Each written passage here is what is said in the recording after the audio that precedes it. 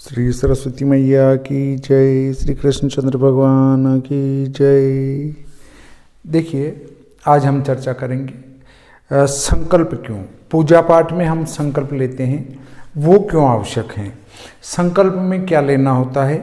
संकल्प में जल, एक सुपारी, एक सिक्का, थोड़े चावल के अक्षत, पुष्प, कुमकुम, ये लेकर संकल्प किया जाता है। तो देखिए, प्रत्येक धर्मानुष्ठान के आरंभ में संकल्प परमावश्यक हैं।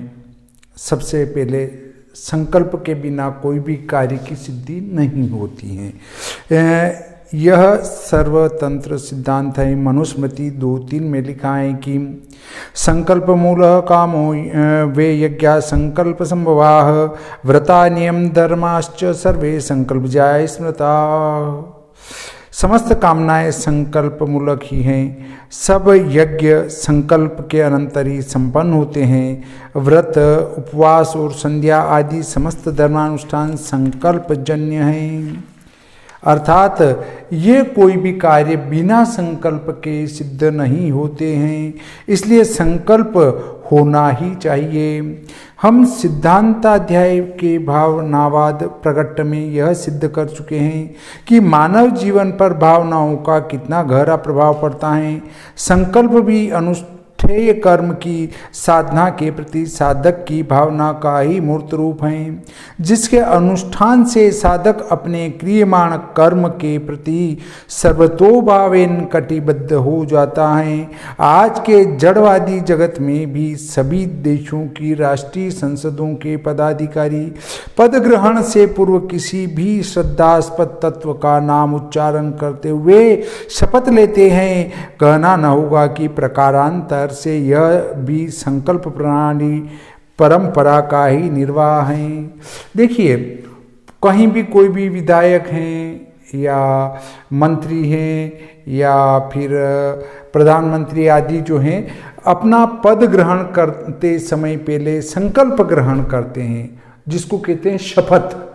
शपथ ही संकल्प हैं, तो वो ग्रहण करते हैं। तो देखिए, शपथ लेना इसलिए आवश्यक है क्योंकि शपथ लेने से हम उस कार्य को करने के लिए प्रतिबद्ध हो जाते हैं, संकल्पबद्ध हो जाते हैं कि मुझे ये कार्य करना ही है। हमारे यहाँ शपथ उठाना बहुत जोखों भरा काम समझा जाता है, इसलिए उसे प्राण पर आ बनने की दशा में यथा कथनचित कोई अगत्या उठाने को विवश हो सकता है। सर्वसाधारण तो बड़ी से बड़ी हानि उठाकर भी झूठे की कौन कहे सच्चा नेम करने को भी उद्यत नहीं होता। और यदि अमुक कारणवश एक बार शपथ उठा ली तो फिर रघुकुल रीति सदा चली आई, प्राण जाई पर वचन न जाई के आदेशानुसार अवसर पड़ने पर स्वयं हंसते हंसते प्राण पर खेल गए महाराजा दशरथ इसका सुप्रसिद्ध उदाहरण है।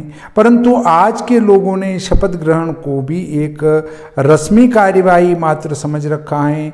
देश, धर्म और अपने मतदाताओं के प्रति वफादारी की शपथ उठाने वाले ये राष्ट्रीय संसदों के सदस्य जनमत की अवहेलना कर जन विरोधी कानून की सृष्टि करने में बिल्कुल नहीं हिचकिचाते हैं। इसलिए हमारे यहाँ मानव सुलभ निर्बलताओं को ध्यान में रखते हुए शपथ जैसी अवश्य पालनीय प्रथा के लिए किसी भी एरे गेरे को अवसर नहीं दिया जाता, परंतु शपथ के बजाय प्रतिज्ञा को कार्यान्वित करने की निर्दुष्ट प्रणाली संकल्प प्रथा का ही विधान किया गया।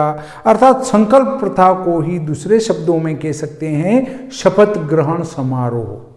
वो एक ही बात है। शपथ उठाना एक अपमान सूचक प्रथा है। उसे वही व्यक्ति उठाता है जिसकी ईमानदारी में सर्वसाधारण को संदेह हो, और वह इस कठिनतम व्यापार द्वारा विश्वास दिलाना चाहता हूँ। परंतु संकल्प प्रथा शपथ प्रणाली के सर्वथा विपरीत हैं। शपथ लेना तो किसी शंकालु व्यक्ति से शपथ दिलाई जाती है, परंतु संकल्प तो शास्त्रीय विधान के अंतर्गत आता है। कि जिसमें साधक अमुक अनुष्ठेय कर्म के प्रति अपनी दृढ़ निष्ठा और आत्मविश्वास की भावना से ताजा दम होकर कर्तव्य पालन में संलग्न हो जाता है। संकल्प की सबसे बड़ी विशेषता है कि सनातन धर्म के इतिहास की परंपरा की सुरक्षा वैदिक काल में संकल्प का इसी प्रकार प्रयोग हो रहा है और उसमें प्रतिदिन हमारे जीवन की एक कड़ी और जुड़ जाती है। आप जानते हैं हमारी जीवन श्रृंखला कितनी लंबी बन चुकी है। आप प्रतिदिन प्रत्येक कार्य के आरंभ में संकल्प को दोहराते अवश्य हैं, परंतु आप में से बहुत कम व्यक्ति ऐसे हैं जिन्होंने संकल्प जो अपने उसके अर्थ गांभीर्य पर ध्यान दिया हो। जैसे जो हम संकल्प लेते हैं उसकी अर्थ की गंभीरता पर कोई गया हो। जब जल हाथ में लेकर कहते हैं ओम तत्सद्य ब्रह्मणो अन्य द्वितीय परार्धे श्री श्वेतवाराह कल्पे वेवस्वत मन्वंतरे अष्टाविंशतितमे कलियुगे कलिप्तम चन्ने अष्टविंशत्युत्तर द्विसहस्रतमे विक्रमाब्दे, अर्थात ब्रह्मा जी के दूसरे प्रहर के में श्वेत वाराह कल्प के वेवस्वत मनवंतर के 28वें कलयुग के पहले चरण में। देखिए हम संकल्प में इतना लंबा चौड़ा बोलते हैं जिसका अर्थ की गंभीरता को समझ लेना चाहिए। इसका सीधा तात्पर्य हुआ कि आप अपनी उस चिरंतन सत्ता का स्मरण करते हैं जिसका कि प्रादुर्भाव इस धरातल पर आज से 1,97,29,49,50,000 वर्ष पूर्व हुआ था। यह सनातन धर्म की ही विशेषता है कि वह इतने लंबे समय से अपनी सांस्कृतिक विशेषताओं के साथ जीवित हैं। इस विस्तृत धरातल पर इतने समय में सहस्रों जातियां उत्पन्न हुई और विनष्ट हो गई। आज भी जो जीवित हैं उनकी सत्ता 2-3 हजार वर्ष से अधिक की नहीं है। क्या ईसाई, क्या जैन, क्या मुसलमान, पारसी, यहूदी, ग्रीक और रोमन सभी का प्रारंभ तो अधिक से अधिक 3000 वर्ष पूर्व हुआ है। किंतु हमें गौरव है कि हमारे पूर्वजों ने आज से करोड़ों वर्ष पूर्व सांस्कृतिक जीवन की जिस परंपरा को प्रारंभ किया वह आज भी अक्षुण्ण है। संध्या वंदनादि सभी धार्मिक कृत्यों के समय संकल्प को बोलकर हम उसी परंपरा के इतिहास को दोहराते हैं।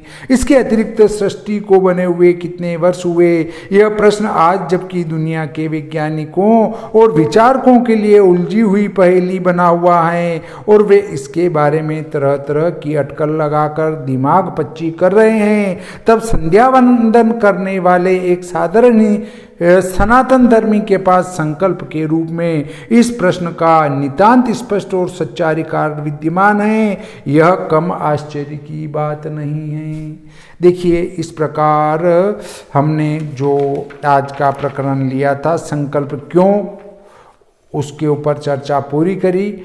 अब हम इसको प्रकरण को यहीं समाप्त करते हैं। श्री सरस्वती मैया की जय, श्री कृष्णचंद्र भगवान की जय।